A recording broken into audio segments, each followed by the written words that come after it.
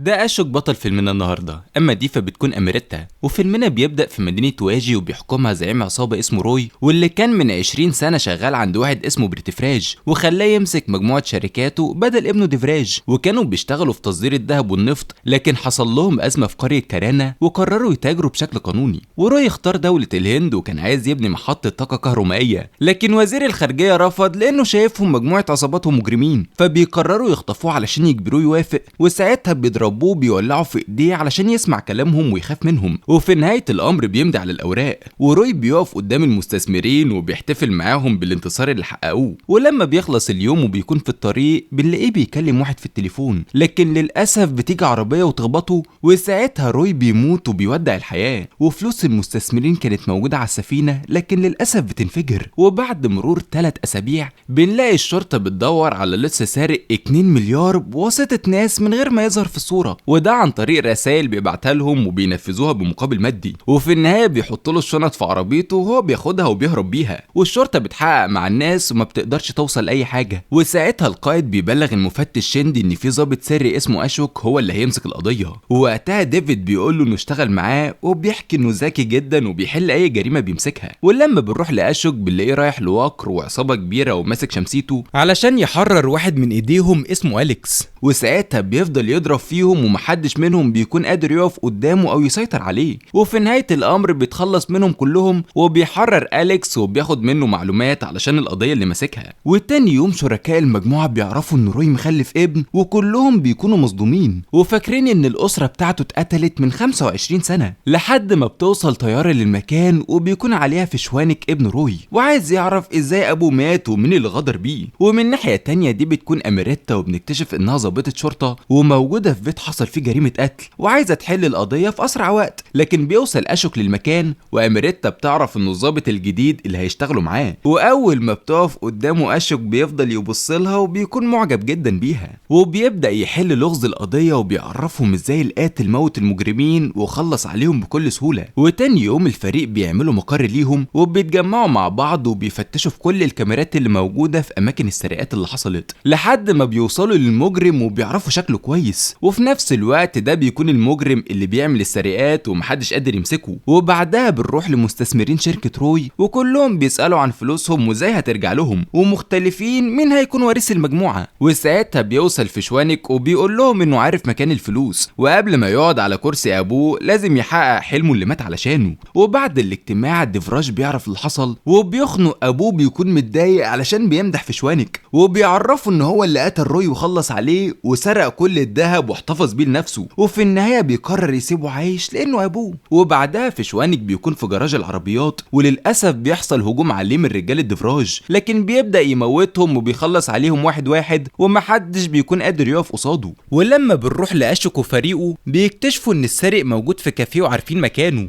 فبياخدوا الاسلحه بتاعتهم وبيسيبوا مقرهم بسرعه. وساعتها ديفيد بيكلم الحرامي وبنكتشف انه فاسد وبيساعده في كل عمليات السرقه. وبعدها اشوك بيوصل للمكان وعايز يمسكه، لكن بيكون اختفى وملهوش اي وجود. وبيعرفوا ان كل الكاميرات معطله وقدر يهرب منهم بكل سهوله. ومن ناحيه تانية فشوانك بياخد كالكل مكان خزنه وبيقول لها جواها فلوس اكتر من الفلوس اللي اتحرقت في السفينه، وعلشان تتفتح محتاجين الصندوق الاسود اللي موجود في مدينه مومباي. وهي بتقنعهم تروح تجيب الصندوق بنفسها. وتاني يوم اشوك وفريقه بيوصلوا الديسكو وبيكونوا مستنيين الحرامي. واول ما بيروح المكان اللي موجودين فيه اشوك بيشوفه على البار وبيتكلم معاه وبيحاول يتعرف عليه، وهما الاتنين بيفضلوا يشربوا خمره كتيره جدا. وفي النهايه بيخليه يسكر وبيحكي له انه بيدور على الصندوق الاسود علشان يفتح الخزنه ويكون غني ومعاه مليارات. وساعتها شندي بيكون ماسك في ايديه ولاعه اثريه وبيخلي اشوك يشوفها وبيقول له في قطعه ناقصه منها، وبيطالبه يوصل للصندوق الاسود علشان يقضوا على مجموعه روي. ومن ناحيه تانية كالكي بتروح مدينه مومباي علشان تجيب الصندوق، وفعلا بتوصل للمكان المتفق عليه وبتستلمه من واحد هناك وبتركب عربيتها علشان ترجع، لكن الطريق زحمه جدا. ووقتها الشرطه بتكون مراقبه كل تحركاتها، لكن بتتفاجئ بناس بيحاصروها من كل مكان وبيحاولوا انهم يموتوها وعايزين يتخلصوا منها. ووقتها اميريتا بتنزل بسرعه وعايزه تحميها وتقبض على المجرمين، لكن للاسف بتتحاصر وحياتها بتكون في خطر. واشوك بيطلع يجري عليها لحد ما بيقدر يوصل لها وبيفضل يضرب فيهم وبيتخلص منهم واحد واحد ومحدش بيكون قادر عليه. وساعتها كالكي بيتكلم في شوانك وبيقول لها على مكان تخبي الصندوق الاسود فيه. ولما بتسيب الموقع وتمشي، الشرطة بيكونوا وراها وعمالين بيصوروا فيها، وأميريتا بتشوفها وهي داخلة مصرف رويال قدام عينيها، وفعلا كالكي بتكون في المصرف وبتخبي الصندوق الأسود فيه. وبعدها أميريتا بترجع وبتحكي كل حاجة للفريق وبيحطوا خطة مع بعض علشان ينفذوها. وفي نفس اللحظة أميريتا بتحكي لأشوك إن أبوها وأمها ماتوا في حادثة عربية وهي ملهاش حد في الدنيا وعايشة لوحدها، فبيحاول يطمنها وبيقول لها أنا معاكي وعمري ما هتخلى عنك، وبيقضوها رقص وأغاني وكل واحد بيقرب من التاني. وساعتها بتلبسه خاتم في إيديه وبتعترف إنها بتحبه ومش هتقدر تستغنى عنه. وبعدها الفريق بيتجمع تاني وأميريتا بتحط خطة، لكن أشوك بيقول لهم لازم نسيبه يسرق المصرف علشان نمسكه متلبس. وقتها ديفيد بيكون حاطط جهازه وسامع كل كلامهم وبيعمل خطة مع الحرامي علشان يخدعوا الشرطة وياخدوا الصندوق الأسود. وبعدها بنكتشف إن شيندي فاسد وشغال مع ديفراج وبيعرفوا كل حاجة بتحصل. وتاني يوم ديفيد بيسرق الصندوق الأسود والفلوس اللي موجودة في المصرف، وأول ما بيوصل الحرامي للخزنة بيلاقيها فاضية ومسروقة، وبيكتشف إن الشرطة محاصرة المكان وعايزة تقبض عليه. ووقتها بيعرف إن ديفيد خانه وبيحاول يهرب وهو عايز يمسكه. وبعدها القائد بيكلم شيندي وبيوريه صورة الضابط السري أشوك وبيكتشف إن هو الحرامي، وبيسأل نفسه مين الراجل اللي كان معاهم. وساعتها بنلاقي أشوك اللي انتحل شخصية الضابط مراقب كل حاجة بتحصل في الكاميرات قدامه، وبيولع في كل الصور اللي ممكن تتاخد عليه، وبيروح يركب عربيته وبيقدر يوصل لأشوك الحقيقي. وبعدها بيتحداه وبيخلي عربيته تتقلب منه في الطريق،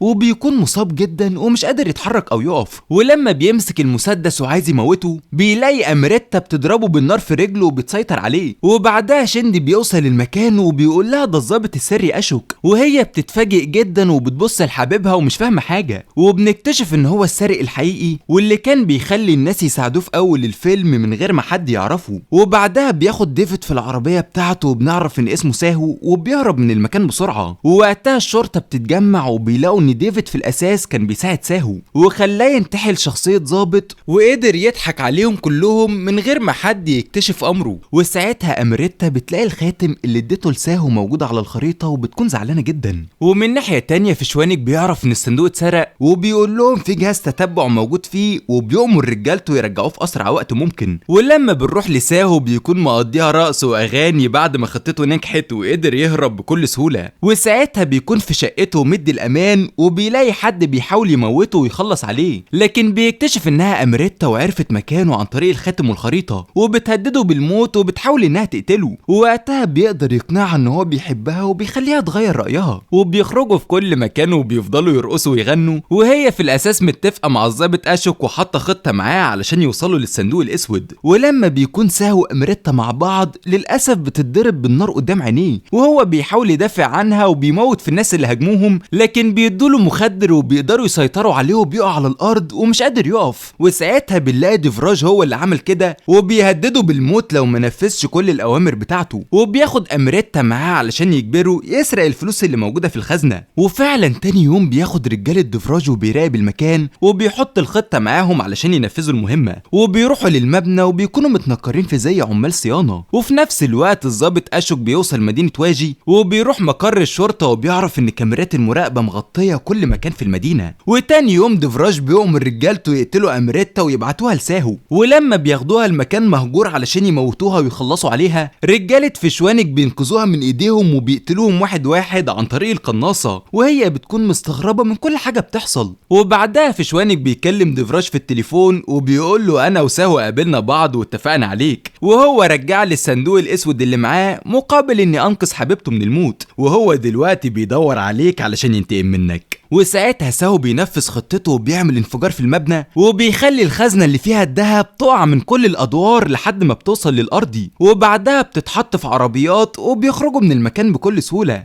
لكن الشرطة بتكون وراهم وبيطاردوهم في كل شوارع المدينة وهم بيدمروا كل العربيات اللي موجودة قدامهم ومحدش قادر يوقفهم. وساعتها الشرطة بتلجأ للرجل الطائر للسيطرة عليهم، وفعلا بيقدروا يحرقوا العربيات اللي موجود فيها الذهب وبيرجعوهم تاني. وساعتها ديفراج بيشوف المبنى وهو متدمر ومتضايق جدا، وبيكلم شيندي وبيقول له لازم يموت ساهو ويرجع الذهب. وفي نفس الوقت ساهو راكب الموتوسيكل وكلهم بيحاولوا يموتوه لكن محدش قادر يتمكن منه، والطياره بتكون ملحقاه في كل مكان في المدينه. ولما القناص بيحاول يقتله اميريتا بتدافع عنه وعايزه تنقذ حياته، لكن بتقع من فوق الطياره ورجلها بتتعلق في الحبل وحياتها بتكون في خطر. وساهو بيدمر العربيات بتاعتهم بكل سهوله، وبيقدر يمسك الرجل الطائر وبيسيطر عليه وبيقع بيه داخل المبنى، وساعتها بيموت. وبعدها بياخد بدلته وبيلبسها مكانه وبيستعد علشان يوصل لحبيبته. ووقتها اميريتا بتقع من الطياره وهو بيطير وبينقذ حياتها في اللحظه الاخيره، وفي النهايه بينزل بيها في الميه وبيكونوا عايشين. وفي نفس اللحظه الشرطه بتفتح العربيات وبتكتشف انها فاضيه وما فيهاش اي حاجه، وساهو ضحك عليهم وهرب الدهب من مكان تاني، وهم بيكونوا متفاجئين جدا من كل حاجه بتحصل. وفي نفس اللحظه الشرطه بتقبض على ساهو وعايزين يودوه للمقر بتاعهم، لكن شيندي بيستخدم سلطته وبيخطف ساهو وبيوديه لقريه كارانا. وساعتها بنعرف انها قريه مليانه بالنفط واهلها رافضين يسيبوها، وديفراج قتل روي لانه كان بيدافع عنهم وواقف جنبهم. وبعدها بيموت الناس وبيولع فيهم وبيحرق كل بيوتهم وبيوقع شعرهم على الارض. وفي نفس اللحظه رجاله ديفراج بيفضلوا يضربوا في ساهو وعايزين يموتوه وبيسحلوه على الارض، لكن هو بيدافع عن نفسه وبينتقم منهم واحد واحد ومحدش بيكون قادر عليه او يقف قدامه، وفي النهايه بيخليهم يندموا على كل حاجه بيعملوها. وفي نفس الوقت كالكي بتطلع خاينه وبتقتل رجاله فشوانك وبتسرق الصندوق الاسود، وبعدها بتروح للخزنه وبتقدر انها تفتحها وبتسيطر عليها. واول ما بتدخل جواها بتتفاجئ بانها فاضيه وما فيهاش فلوس. وفي الوقت ده بتكتشف ان ساهو بيكون ابن روي الحقيقي، فبتكون خايفه جدا وبتقع على الارض وبتحصل لها صدمه، وللاسف بتموت وبتودع الحياه. وفي نفس الوقت بيوصل ديفراج للقريه وبيكتشف ان ساهو موت كل رجالته ومحدش منهم بيكون عايش. وساعتها بيظهر اهل القريه قدام ساهو كلهم بيكونوا ضده، لكن مره واحده بيتعكس الوضع وبيكونوا معاه وبيقتلوا رجاله ديفراج، لان ابو ساهو هو اللي كان بيدافع عنهم، وبيرفعوا شعار القريه من تاني وبيرجعوا هيبتهم. وساهو بيقول لديفراج انا كنت بكلم ابويا وهو وعدني هيقول لكل الناس ان انا ابنه بعد ما عشت بعيد عنه لمده 20 سنه، لكن حصلت الحادثه وحاولتوا تموتوه، ووقتها دمرتوا عربيته وهو كان مصاب ومش قادر يتحرك. وشيندي وصل المكان والولاعه وقعت منه وانت منعته في اللحظه الاخيره علشان تقتله بايديك، وساعتها كنت سامع كل حاجه قلتها في التليفون لحد ما انت موتته. وبعدها شفت ابويا وهو فقد الحياه وسايح في دمه، ووقتها خدت قرار لازم انتقم وارجع حقه من تاني. وفي اللحظه دي ساهو بيقتل ديفراج وبينتقم منه على كل حاجه عملها في ابوه، وبالشكل ده بيكون مات. وبعدها بيبعت للظابط شيندي نص الولاعه بتاعته اللي كانت وقعت منه في مكان الحادث، واول ما بيفتحها العربيه بتاعته بتنفجر بيه. وبعد فتره بيجتمع كل المستثمرين وبيعرفوا ان فشوانك مش ابن روي، لكن في الاساس كان بيساعد ساهو. وساعتها بيدخل ساهو المكان بعد ما قدر ينتقم لابوه، وبيقعد على عرش المجموعه قدام عينيهم، وكل المستثمرين بيأيدوا القرار وبيكونوا موافقين عليه ومحدش منهم بيقدر يعترض. وبعدها مجموعه روي بترجع وبتبدأ تعمل الخير وبتساعد الناس، وساهو بيقابل اميريتا وبيكملوا حياتهم مع بعض.